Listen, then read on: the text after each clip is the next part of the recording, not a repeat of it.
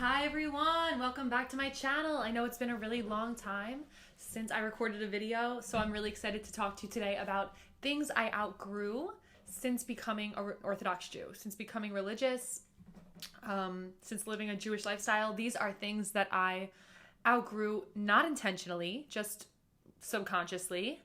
And I still have a long way to go, obviously. I hope to update you and do more of these videos because I think it's just so interesting. I hope this to be a more lighthearted, fun video of random things that I noticed myself having outgrown. Things I used to be really into that I just kind of now I'm nah, not really. And I didn't make the choice to give it up. It just happened that way. Yeah, I definitely have a long way to go, and everyone's so different, meaning these things clearly weren't that important to me if I was able to give them up. And for you, it might be you love these things, and so I'm not saying you have to give them up. Also, a beautiful thing I wanted to share that my rabbi taught me about this topic, because it can be so interesting and confusing, honestly, when you're becoming religious to think, should I still wear this, listen to this, go there, hang out with them? How do you know when you've outgrown something or not? So my rabbi said that he said that it's not a choice that you make. It's not a conscious decision of oh, I'm just gonna stop listening to secular music, listening to Cardi B, right? It's not a choice. It's that you aspire to be on the spiritual level that one day it doesn't bring you that same satisfaction. You just don't need it. You just don't crave it. It's not that you're choosing, unless it's a sin, right? Unless it's an actual avera, then choose not to do it. And yeah, the Yetzer Hara is going to tempt you, and it's difficult, all this stuff. If it's prohibited by the Torah or by the rabbis, definitely don't do it. But if it's something that you're growing, and obviously all this is a growth process, give yourself grace, be patient with yourself. Hello. And also, yeah, he said that don't just choose, I'm never going to wear that skirt again. No, it's about one day you'll be on the spiritual level that you genuinely don't want to wear that skirt again, for example, or whatever it is for you. So I am so excited to talk about this, and let's get into it.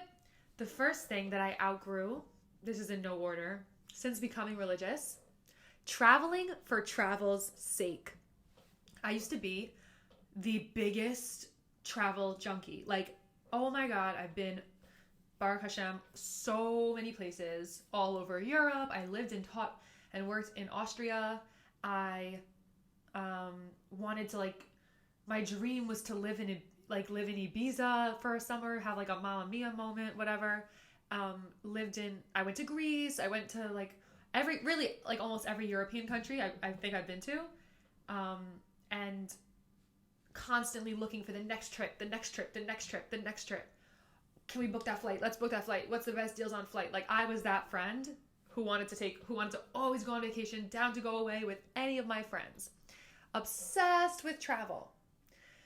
As I've become more observant, I've noticed that I've found that travel can be more of an escape, and that your problems just kind of go with you when you travel. No matter where you go, there you are, and there your problems are.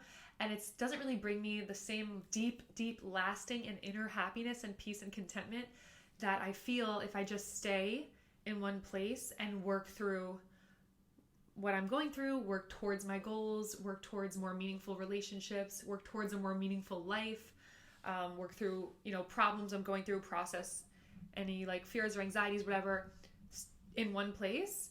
I can be kind of scattered, so it really helps me to just, when I'm presented an opportunity to travel, weigh and ask myself, is this really necessary? How does this help me towards my larger goals?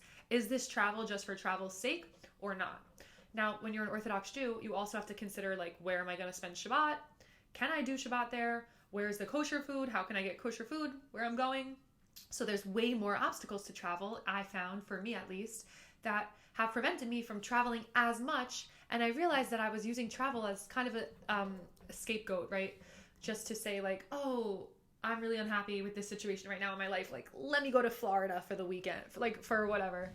And oh, I need to get away. I need to go to Germany and just being in Germany. But am I working towards my larger am I working towards creating a more meaningful and fulfilling life in a deep way?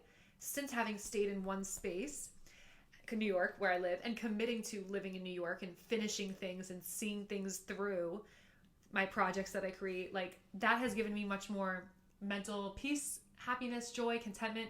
And it's not as in such an exciting way where it's like, oh, I just passed up the opportunity to go to like Turks and Caicos or something with my friend.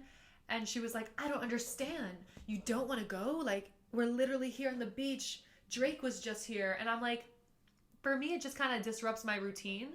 And it's not so important to my life vision to go to Turks and Caicos right now. Meaning Israel, I always want to go to.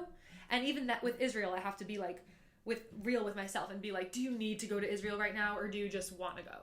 So that is something that I feel like when you're not religious, there's a constant pull to travel all the time, right? Everybody on Instagram looks like they're traveling all the time. Everyone on social media.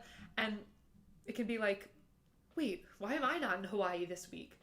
But when you live a religious lifestyle, you're much more grounded in your community where you live. You're much more intertwined with the people that you have to see every week for Shabbat. And you have to think about where you're going to spend Shabbat, think about your food more. And so those obstacles have made me travel less as a result of becoming religious. So that's one thing I outgrown. And I'm actually surprisingly happy about that.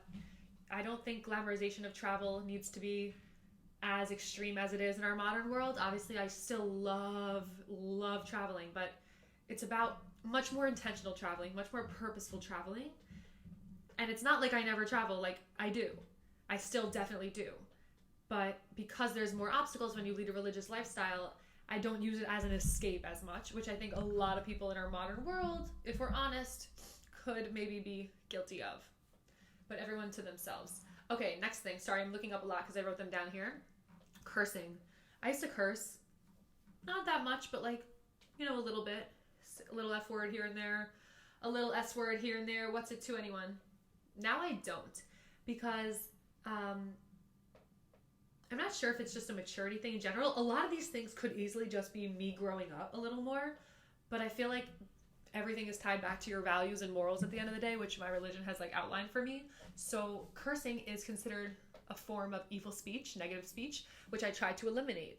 And so I don't include, and I didn't really consciously say like, I'm done cursing, but just because I know that it creates, every evil word that we speak creates evil forces and negative energies that ultimately hurt us in our lives. I guess somewhere along the way, I just gave up, totally stopped cursing. And I wasn't like such a crazy, cursing all the time person, but I definitely use it as a seasoning here and there to add some oomph, add some emphasis. And I just stopped. I think it has to do with how much I believe in the power of words and the power of speech since becoming more religious and learning the laws of Lashon Hara, of evil speech. I should definitely make a video about that. I might have some on my channel, but it's the impact of our words is so far beyond anything we could ever imagine, really. In the spiritual realms, like words, they say create worlds. Words create worlds. That's hard to say. So I stopped cursing somewhere along the way and pretty grateful for that. Highly recommend. Okay, next thing. This is a funny one. Keeping up with the Kardashians. So I used to keep up with the Kardashians. Like, I love them. I still love them, honestly. Like, I do not think that they are like what we should aspire to, whatever. But I think Kim is a great businesswoman. I think she's entertaining. I love the family, like whatever. And I grew up watching Keeping Up with the Kardashians religiously. Like, I kept up with them. And not just them, but a lot of reality TV.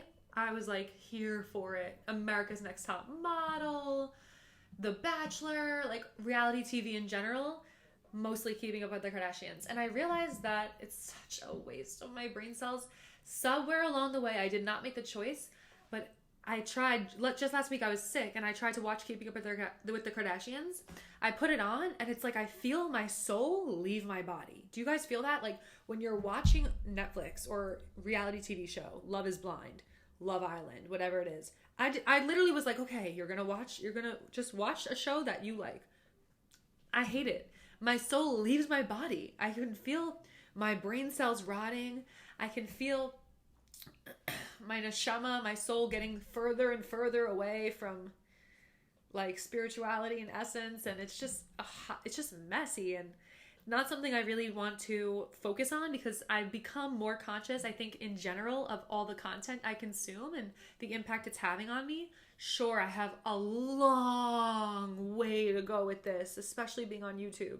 I get constantly suggested videos, and I easily could spend way too long on YouTube watching videos that are not good for my spirituality. But I noticed that when it comes to reality TV shows, for the most part, and shows like Keeping Up with the Kardashians, which I was so obsessed with, it's like I actually can't even get through the episodes because they're so painful to me, because I'm just like, wow, I feel my soul just like rotting away. It's hard to explain, but I didn't choose that. I never said that. In fact, I've chosen to watch it, but it's just hard for me to get through. Since becoming religious, I think I want to make sure most things that I consume are benefiting me in some way, whether it's expanding my brain, teaching me something, or, you know, feeding me spiritual content, learning Torah, helping my relationship with Hashem, helping my relationship with myself, with others. If it's not giving me a direct benefit, and it's just sort of, it reminds me of idol worship, kind of, because when you watch Keeping Up with the Kardashians, all the show seems like it's meant to do is make you fawn after wealth, power, status, a lifestyle that you don't have. And that's toxic, right? That's toxic. So, and it's also not meaningful or happy. It's not a show about the happiest people living the happiest lives. Like, they are going through super dark times, divorce, you know, like a lot of divorce, a lot of breakups, a lot of like, wow, they've been through a lot. Kim got robbed at gunpoint in Paris, like, really. And it's entertaining, but I don't know if it blesses my soul as much as it does damage. So I definitely stopped. I definitely outgrew that, which sad. I'll still love them from a distance, though. Can't take that away. Okay. Lastly, I have recreational drinking.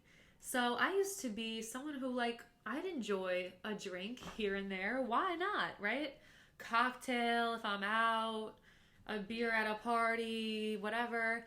And now, since becoming religious, I feel like if it's not Shabbat, my desire to drink has just really dissipated. I don't really have that, like, any desire to drink if it's not Shabbat, because I feel like I don't want to wake up the next day with a hangover. I'm so sensitive to alcohol. Even like 2 glasses of wine, I feel off. Even one glass of wine, I feel the next day not as motivated in the morning to like get up and work out or something. So why would I want to do that to myself? And the only time I don't feel that is Saturday morning. If I drink wine on Shabbat, I feel like it's holy.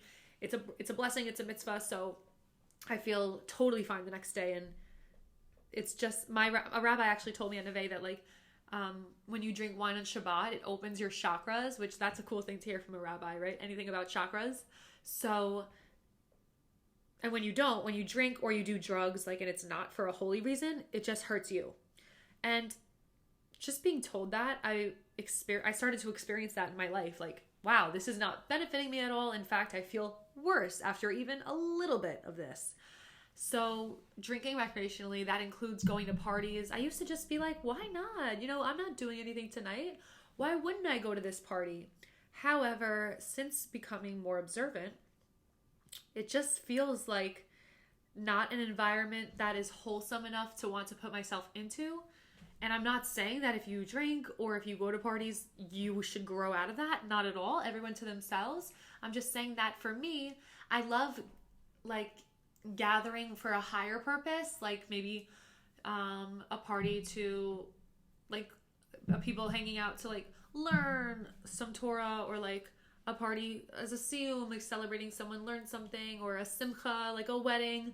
But just partying for the sake of partying itself feels very empty to me and meaningless. And I know that there's so much value in friends hanging out and just sharing great memories together. Like, that is all valuable. That's why this is not advice.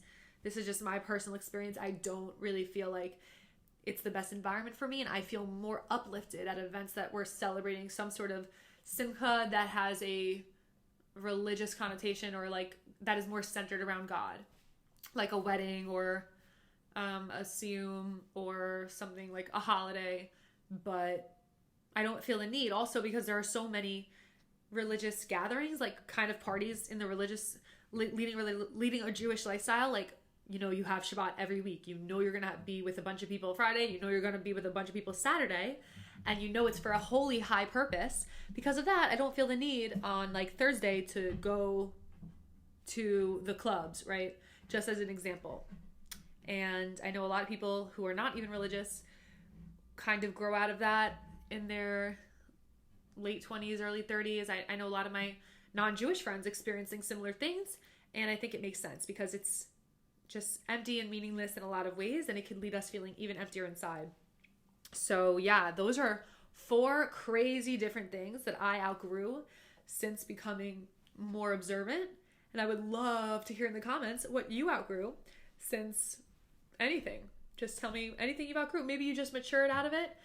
And as always, I appreciate you watching this video. I appreciate you subscribing, sharing this video if you enjoyed, and please let me know what you would want to see next from me. And have an amazing week.